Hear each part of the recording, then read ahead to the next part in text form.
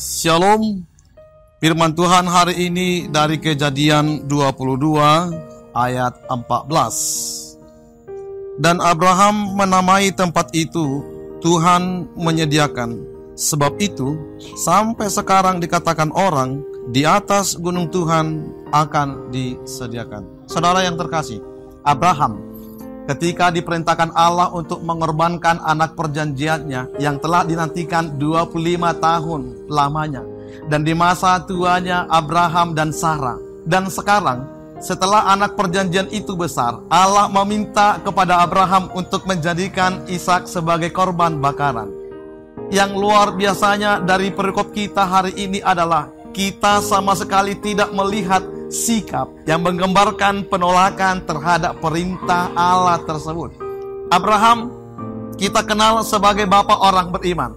Tapi ingat, sebutan itu tidak serta-merta disematkan tanpa melalui proses yang panjang. Kualitas iman percaya Abraham kepada Tuhan harus melewati ujian-ujian. Saat itulah Abraham dihadapkan pada pilihan yang tidak mudah, taat atau ego. Taat kepada Tuhan dengan mempersembahkan anak semata wayangnya, atau mempertahankan anak demi egonya sendiri. Saudaraku, kalau kita ada di posisi Abraham, bagaimana perasaan kita dan tindakan kita dalam merespon perintah Allah yang benar-benar tidak masuk akal dan membingungkan? Yang membuat kita terheran adalah tindakan Abraham yang menuruti perintah Allah. Bagi manusia modern, keputusan Abraham adalah sebuah perbuatan yang konyol, dan mungkin kita mengatakan ini adalah keputusan yang gila. Tetapi Abraham membuktikan iman yang hidup melalui kemustahilan, dengan sabar menunggu kehadiran Ishak, lalu kemudian memberikan anak sebagai korban atas perintah Tuhan. Saudaraku, ingat, ketaatan Abraham kepada Tuhan membuat Tuhan menyediakan yang Abraham perlukan, hewan korban sebagai pengganti Ishak, anak yang dikasihinya untuk dikorbankan. Saudaraku, ingat, Tuhan memakai setiap proses demi proses untuk mengetahui kadar kasih kita kepada Tuhan.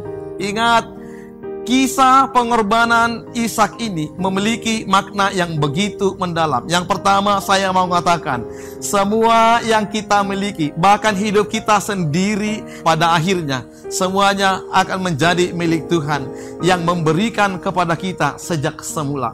Lalu yang kedua, kisah ini meyakinkan kita bahwa Allah akan menyediakan, bahwa Allah akan hadir di sepanjang kehidupan manusia. Ingat, Tuhan menyediakan untuk kita semuanya.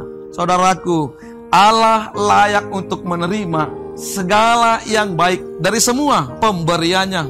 Kita juga harus ingat bahwa Sang Pemberi, yaitu Allah, adalah lebih berharga daripada segala pemberian yang kita terima. Ingat saudaraku, kalau Tuhan meminta sesuatu dari kita, bukan berarti Tuhan membutuhkannya. Tapi yang Tuhan inginkan adalah, apakah saudara lebih mengingat Tuhan daripada mengingat apa yang Tuhan berikan kepada kita? Jika pemberian itu menjadi lebih penting dan berharga daripada Allah, maka pemberian itu dapat menjadi berhala dalam kehidupan kita, dan itu membuat kita menjadi sesat. Lalu hari ini firman Tuhan mau mengajak kita, ketaatan melakukan perintah Tuhan merupakan berkat yang besar. Tetapi ketidaktaatan melakukan perintah Tuhan, semuanya akan menjadi bahaya dan maut yang besar di tengah-tengah kita. Karena itu saudaraku, ketika Tuhan meminta sesuatu darimu, bukan berarti Tuhan membutuhkannya, tetapi Tuhan membutuhkan ketaatan pribadi kita. Shalom.